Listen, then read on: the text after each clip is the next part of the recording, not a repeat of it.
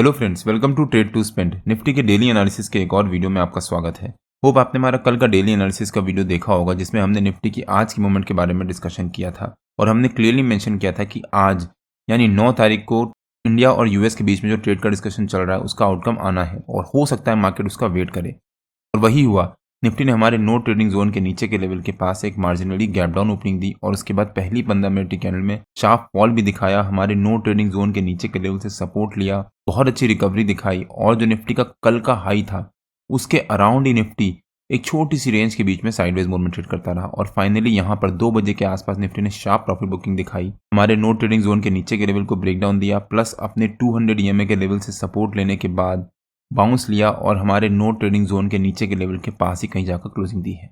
Overall हमारी market काफी strong है, बट यहाँ पर निफ्टी ने 2 बजे के आसपास शार्प प्रॉफिट बुकिंग क्यों दिखाई? और 2 बजे के आसपास इंडियन टेलीकॉम इंडस्ट्री में भी शार्प प्रॉफिट बुकिंग आई थी, उसका इंपैक्ट रिलायंस में भी पड़ा था और रिलायंस निफ्टी में एक हैवी वेट है, जिस वजह से शायद निफ्टी में भी profit booking I. But Reliance में प्रॉफिट बुकिंग क्यों आई? बिकॉज स्टारलिंक जो एलॉन मस्क की कंपनी है उसको इंडिया में कमर्शियल ऑपरेशंस का लाइसेंस मिल गया है और अब वो भी अपनी सर्विसेज लॉन्च कर सकता है। हो सकता है रिलायंस ने उसका इंपैक्ट लिया हो और रिलायंस में शार्प प्रॉफिट बुकिंग आई, जिसका इंपैक्ट निफ्टी पे भी दिखा। बट ओवरऑल हमारी मार्केट काफी स्ट्रांग है और आज जो ये फॉल आया था ये सिर्फ एक इवेंट या फिर न्यूज बेस्ड फॉल था। हो सकता है ये 1-2 दिन सर्वाइव करे या फिर कल से ही रिकवरी आना स्टार्ट हो। कल की निफ्टी की मूवमेंट पूरी तरह से डिपेंड कर सकती है कि इंडिया और यूएस के बीच में जो ट्रेड का डिस्कशन चल रहा है उसका आज क्या आउटकम आता है या फिर कल सुबह तक क्या आउटकम आता है। और निफ्टी की आज की मूवमेंट के बारे में भी हमने अपने कल के डेली एनालिसिस के वीडियो में क्लियरली और डिटेल में डिस्कस किया था। अगर आपने हमारा कल का डेली एनालिसिस का वो वीडियो नहीं देखा है तो उसका लिंक मैंने डिस्क्रिप्शन में डाल दिया है और आपको ऊपर यहाँ पर आई बटन में मिल जाएगा। एक बार आप वो वीडियो जाकर जरूर देखिएगा। निफ्टी आज दिन भर एक छोटी सी रेंज के बीच में साइडवेज मूव में ट्रेड करता रहा। हम चाहते तो यहाँ पर कॉल सेल करते और पुट भी सेल कर सकते थे और यहाँ पर हमारे को प्रीमियम डीके का प्रॉफिट हो जाता, बट मैंने यहाँ पर वेट करना उचित समझा बिकॉज मुझे उम्मीद थी कि निफ्टी में यहाँ से रिकवरी आ जाएगी और अगर निफ्टी ने यहाँ पर ब्रेकआउट दिया तो बहुत शार्प शॉर्ट कवरिंग आ सकती है, जिस वजह से मैंने यहाँ पर वेट करना उचित समझा। यहाँ पर निफ्टी में प्रॉफिट बुकिंग तो आई, बट ये शायद सिर्फ रिलायंस का इम्पैक्ट था जिस वजह से निफ्टी में यहाँ प्रॉफिट बुकिंग आई।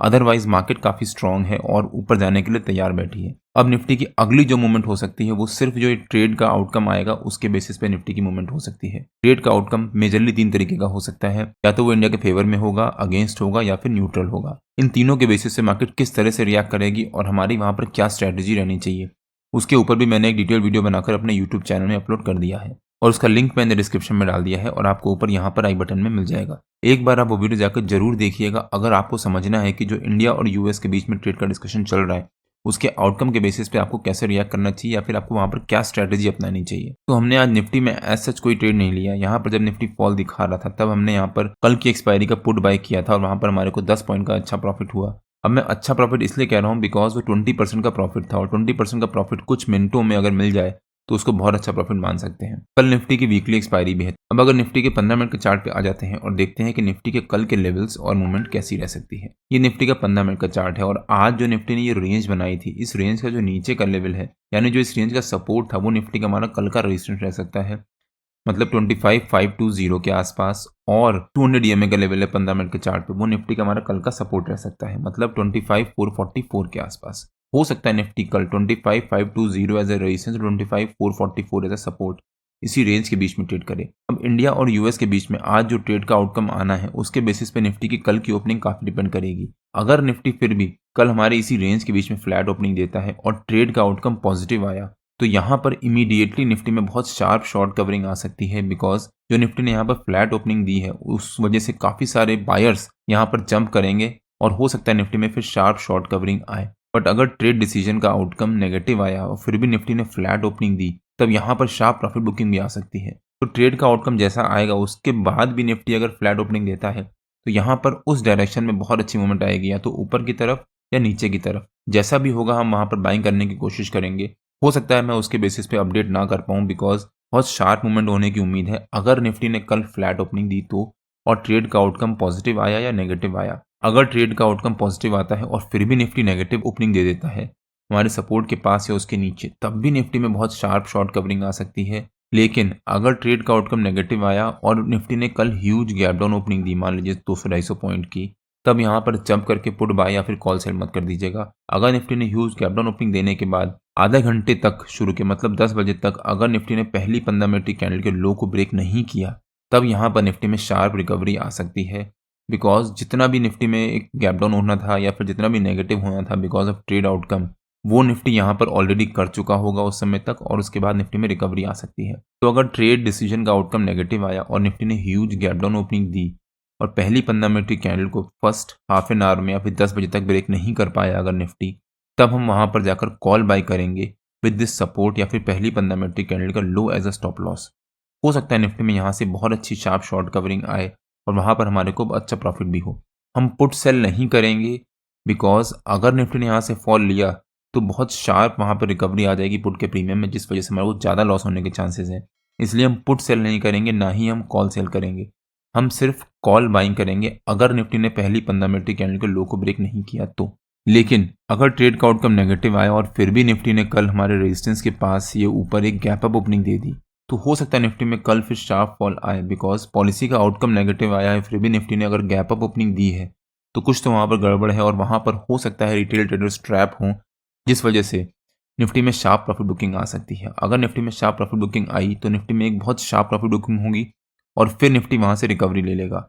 हो सकता है फिर निफ्टी 25,300 के आसपास तक शार्प प्रॉफिट बुकिंग दिखाए और वहाँ से रिकवरी ले ले।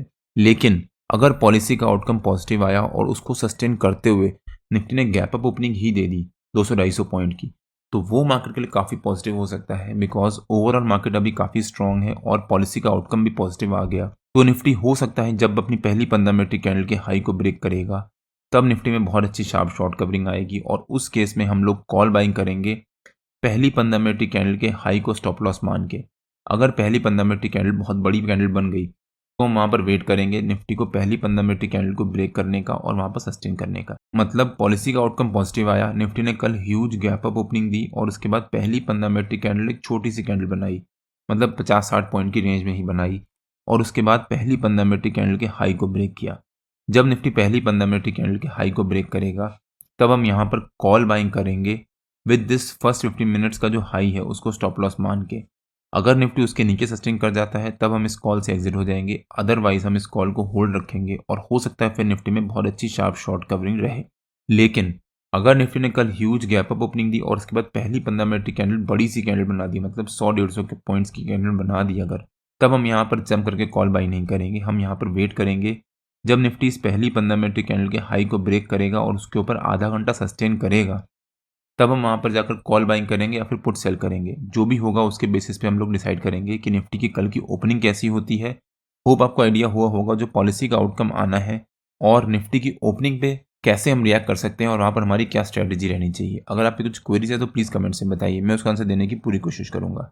निफ्टी और बैंक निफ्टी के जो भी लेवल्स होते हैं वो रेगुलर बेसिस पे मैं अपने फ्री टेलीग्राम चैनल में पोस्ट करता रहता हूँ। अगर आपने मेरा फ्री टेलीग्राम चैनल ज्वाइन नहीं किया है तो उसका लिंक मैंने डिस्क्रिप्शन में डाल दिया है और आप मेरे को टेलीग्राम में ट्रेड टू स्पेंड नाम से सर्च मार के भी ज्वाइन कर सकते हैं। अगर आपको वीडियो अच्छा लगा हो तो please like share and subscribe और बेल आइकन जरूर हिट कर लीजिएगा सो दैट मैं जब भी अपना अगला वीडियो पोस्ट करूँ आपको नोटिफिकेशन आ जाए।